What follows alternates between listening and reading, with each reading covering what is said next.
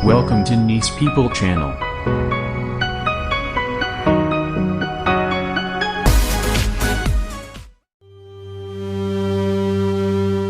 Ketika berita perusahaan rugi mau dipajaki 1%, asli membuat otak Sontoloyo jadi mikir. Ada apa ini bernegara sampai perusahaan rugi dipajaki juga? Sudah harus bayar karyawan, bayar overhead, bisnis rugi, masih kena pentung pajak lagi. Sementara BUMN yang rugi itu sudah sering disuntik pakai duit pajak, duit APBN hasil keringat rakyat. Membuat banyak yang berpikir, kok lu nggak amanah sih kelola negaranya? Sudah memajak tinggi, duitnya nggak buat untung juga pemakaiannya. Asli loh, BUMN itu sudah regulator, operator, tersering monopoli lagi. Yang bayar produknya, rakyat semua bayarnya tunai. Lalu BUMN-nya rugi. Lah geblek pol, asli geblek. Sebenarnya apa sih yang terjadi? Kita melihat harusnya kita tarik mundur ke 5 tahun terakhir. Kebijakan kelolaan ekonomi negara, baik positif untung atau rugi, ukurannya bukan kebijakan kemarin atau bulan lalu, bahkan tahun lalu. Harus melihat mundur agak jauh, hingga 5 tahun. Kalau perusahaan UKM misalnya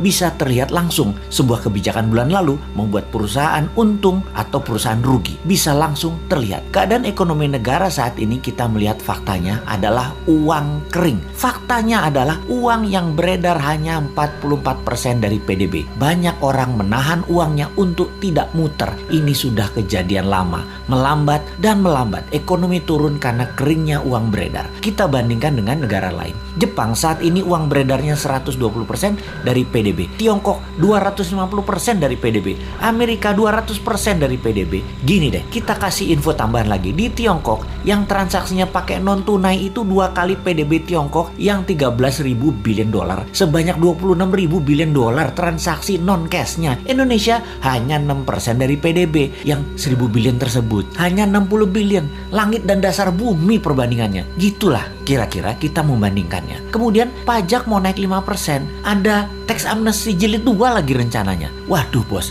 kalau ini kejadiannya dalam negeri dongengnya Hans Christian Andersen, kalau raja mulai menekan dengan menaikkan pajak, itu tanda-tanda loh ya. Itu cerita semuanya berakhir tragis bagi sang raja. Biasanya pangeran negara tetangga pasti ambil alih, dan untungnya biasanya nih ya, raja yang menaikkan pajak tadi punya putri cantik. Seperti sumber daya alam lah yang kita mau bandingkan dengan cerita Hans Christian Andersen. Jadi masih selamat-selamat dikit lah selama putrinya bisa terselamatkan. Mudah-mudahan cepat sadar bahwa yang bisa menolong sebenarnya banyak putra bangsa yang terbaik di Indonesia ini. Bukan hanya seorang wanita yang bisa. Sayangnya putra-putri terbaik tersebut mau membantu syaratnya semua menteri ekonomi terkait, yaitu sekitar 8 departemen, ganti semua dengan timnya dan minta kedaulatan penuh. Kan gak mungkin. Yowes, kita hanya bisa mengingatkan, gak dipakai gak apa-apa. Toh jabatan ada batasannya juga, kepinteran ada batasannya juga.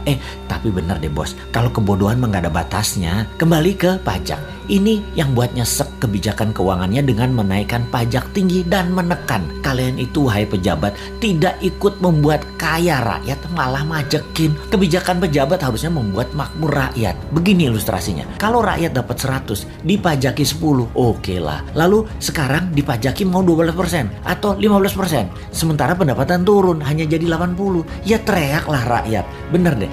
Kalau karena kebijakan yang bijaksana, rakyat dari 100 jadi 130, jadi 150, diambil 15%, ya nggak apa-apa juga. Begitu loh menjadi pejabat. Kebijakannya menghasilkan manfaat baik. Sekedar mengingatkan lagi, pendukung pejabat saat ini terbanyak dari bisnis properti dan batu bara. Lalu 5 tahun ini properti setengah mati, bahkan sebagian sudah mati suri. Cash beredar rendah, kredit bank buat beli properti dibatasi, perkantoran dan mal lengang karena pembatasan gerak manusia. Pariwisata dunia belum jalan baik ke Indonesia. Lengkap sudah penderitaan pemain properti di Indonesia. Dulu dibantu, sekarang terlupakan. Piye toh bos, jadi banyak yang merugi.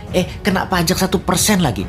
Mampus dah. Wes 2024 gak usah dipilih semua calon-calon dari pejabat sekarang deh. Pasti sama lagi kebijakannya. Cari yang baru. Masa gak ada berlian di antara 270 juta penduduk Indonesia selain mereka sih?